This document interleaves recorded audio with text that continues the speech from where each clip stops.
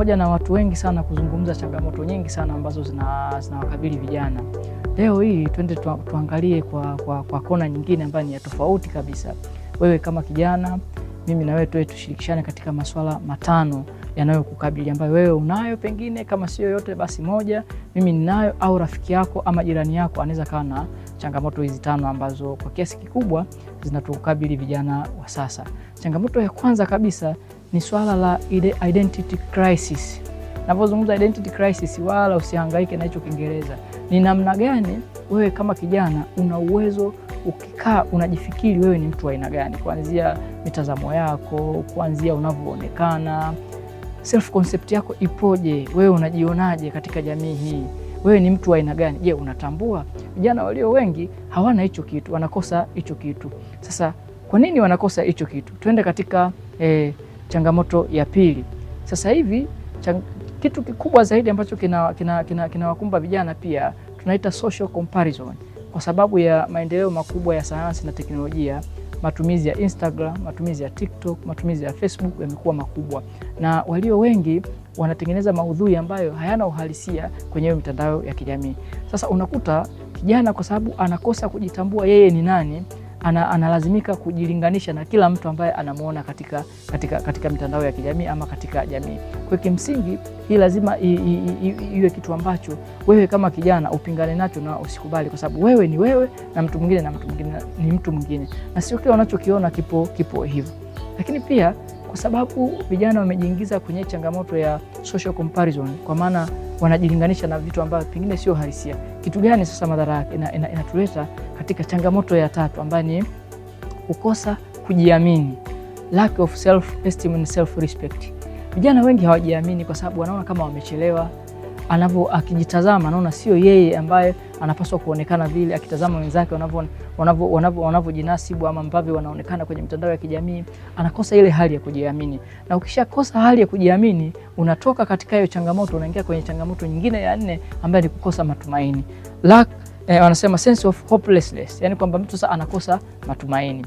Kwa nini anakosa matumaini? Tayari hajitambui. Kwa sababu hajitambui, anajilinganisha na kila mtu. Akishajilinganisha na kila mtu, anakosa ile hali ya kujiamini. Akishakosa hali ya kujiamini, anapoteza nini? Anapoteza matumaini kabisa. Sasa kijana aliyepoteza matumaini ni kijana hatari, kwa sababu anaweza akafanya chochote ambacho kiko mbele yake. Changamoto nyingine ya tano na ya mwisho, vijana wengi ambayo inatukabili, tunasema confusion and ambiguity about moral issues. Kwamba swala la kimaadili, kama ambavyo niliweza kuzungumzia katika kipindi kilichopita, kwamba watu wengi wanayatazamaje maadili? Huyu kijana ambaye hajitambui, huyu kijana ambaye amepoteza matumaini, huyu kijana ambaye anajilinganisha na kila mtu, maadili yake anaweza akayachukua wapi? Kwa lugha nyepesi ni kwamba hawezi kutenganisha kipi kilicho bora na kipi kisichokuwa bora. Na bahati mbaya sana, kama ambavyo nimesema kwenye vipindi vilivyopita, vijana wengi wanaishi na ile kanuni ya wengi watu, conformity, kwa maana ya kwamba anatazama kile ambacho kinafanywa na watu wengi, anaamini ndio kitu ambacho ni sahihi.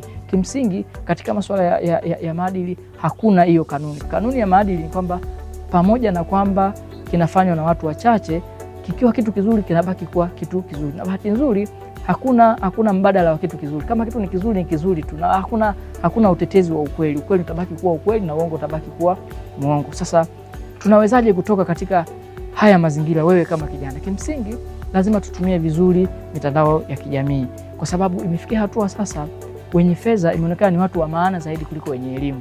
Na ndio maana vijana wengi wanachagua na kuamini kwamba elimu haina msaada tena. Lakini kimsingi hakuna mbadala wa elimu katika maisha ya mwanadamu. Kimsingi mwanadamu anahitaji elimu. Hata hizo fedha, vitu vingine vyote unavyoviona ni matokeo ya elimu. Sasa usiamini kwamba kila anayekuhubiria kwamba yeye ana fedha, hajasoma, ukaamini kwamba kufanikiwa ni kupata fedha. Hapana, mafanikio ni zaidi ya fedha. Kwa kijana lazima utambue kwamba mafanikio ni kutengeneza msingi na kuacha alama kwenye jamii yako. Wewe kama kijana umeacha alama gani kwenye jamii yako? Kuna watu wana fedha, hawana faida kabisa kwenye jamii. Kwa wakati unapojilinganisha na watu wengine, lazima utafakari na ujue wewe lengo lako ni nini? Kupata fedha? Lengo lako ni kupata magari? Lengo lako ni kupata majumba mengi ambayo kimsingi hivi ni vitu vya muda mfupi sana ambavyo havidumu. Siku ukiondoka kwenye dunia, watu wote watakusahau, lakini yule ambaye hatosahaulika na yule ambaye amefanikiwa zaidi kwenye jamii, yule ambaye ameiacha alama. Usipoacha alama, bila kujali hayo material things uliyoacha, hayatakusaidia chochote.